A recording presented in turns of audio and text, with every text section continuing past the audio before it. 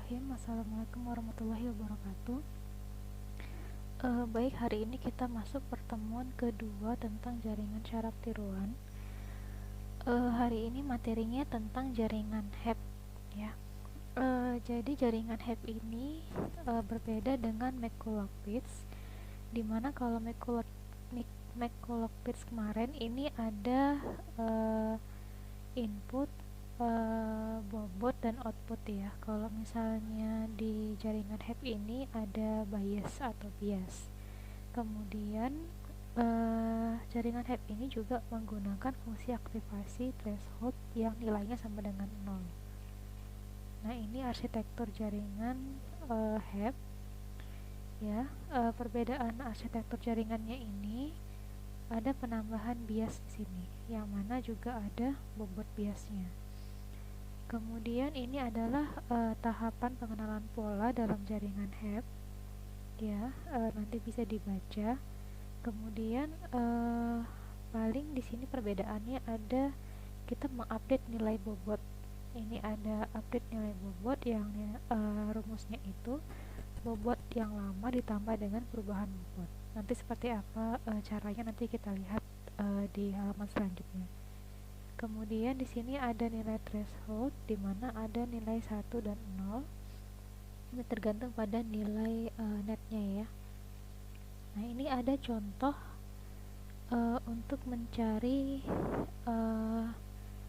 hasil dari pengenalan pola logika OR dengan jaringan HEP. Jadi tabel fungsi logikanya seperti ini ya kalau yang OR, tapi di sini ada biasnya.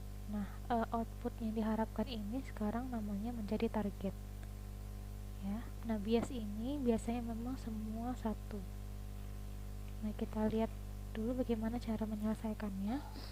Jadi proses latihannya ini ada ini ya, maksudnya ini merupakan sebuah catatan. Perubahan bobot ini nanti dilakukan antara X dikali T ya. Kemudian nilai bobot yang baru ini adalah nilai bobot yang lama ditambah dengan perubahan bobot. Nah, ini saya sudah paparkan dalam tabel ya. Jadi pertama ini ada nilai X1, nilai X2, kemudian nilai bias, kemudian nilai target. Ini tadi dari tabel yang pertama ya di atas. Nah, kemudian pertama itu kita lakukan dulu perubahan bobotnya. Jadi perubahan bobot ini karena bobotnya karena ada X1, X2 dan bias, maka perubahan bobot ini ada perubahan bobot W1, perubahan bobot W2 dan juga perubahan bias ya. Nah, yang pertama ini caranya tadi rumusnya ini nilai si X dikali nilai si T. Makanya di sini saya kasih warna merah. Kemudian dikali dengan biru ya. Ini X dikali T saya taruh di sini untuk yang perubahan bobot W1. Nah, hasilnya taruh juga di sini. Kemudian untuk perubahan bobot W2 ini juga X2 dikali dengan target. Nah, hasilnya seperti ini. Kemudian perubahan bobot yang bias ini 1 biasnya dikali dengan target yang hasilnya juga 1. Nah, kemudian ini semua dijumlahkan. Lalu kemudian saat perhitungan bobot yang baru ini semuanya inisialisasinya sama dengan 0 ya.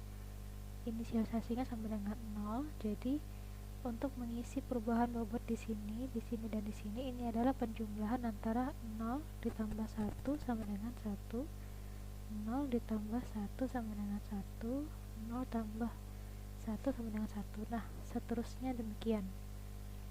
Nah, kemudian nanti saat dalam proses pelatihan nanti kita peroleh bobot terakhir ini bobot akhirnya. Jadi W1 ini itu 2, W2 ini itu 2, lalu bobot biasnya ini sama dengan 3. Nah, kemudian yang terakhir adalah menghitung nilai net. Net ini dihitung dengan rumus yang sama seperti McCulloch-Pitts minggu lalu. Jadi di sini W kali X tambah Kemudian kita lanjut lagi. Tadi setelah di sini mendapatkan nilai bobot baru ya, W1, W2 dan W3 atau B. Nah, lalu langkah terakhir itu menghitung nilai net. Nah, di mana nilai net ini rumusnya sama seperti yang Macaulay minggu lalu. Ini W dikali X tambah B. W-nya tadi ini nilai dari bobot yang ini tadi W1, tapi ini saya balik ya. Jadi ini perkalian antara X dengan W. Yang ini 1 kali 2 ini kan X-nya X1 kali bobot W1, makanya 1 kali 2, kemudian ditambah X2 dikali W2, 1 kali 2, nah ditambah biasnya 3. Nah, ini semua dijumlahkan. Begitu juga dengan pencarian nilai yang lain. Yang terakhir adalah mencari nilai Fnet. Fnet ini kan hasil net ya, 7553 ini hasil net. Nah, kalau misalnya net ini mengikuti yang ini misalnya lebih besar daripada 0, maka nilai netnya adalah 1. Makanya kalau 7 ini lebih besar kan daripada 0, lebih besar sama dengan, maka nilainya 1. Kemudian kalau yang ini 5 ini juga lebih besar daripada 0, 1 dan seterusnya. Kemudian di sini kita dapat hasil pelatihan ini, kesimpulannya dapat dilihat bahwa hasil Fnet tidak sama dengan target awal yang ingin dicapai. Nah, kita lihat dulu. Fnetnya ini 1111 ya untuk semua inputan. Tapi di sini targetnya di soal ini 1110. Jadi ini ada yang miss. Seharusnya kalau dia pelatihannya berhasil, ini di sini 0. Artinya outputnya sama dengan target. Tapi di sini memang kita lihat kalau ternyata hasilnya itu tidak sama dengan target yang ingin dicapai. Jadi bisa diambil kesimpulan dengan kata lain bahwa jaringan HEP dengan input dan output yang biner ini tidak dapat mengenali pola fungsi logika OR dengan baik.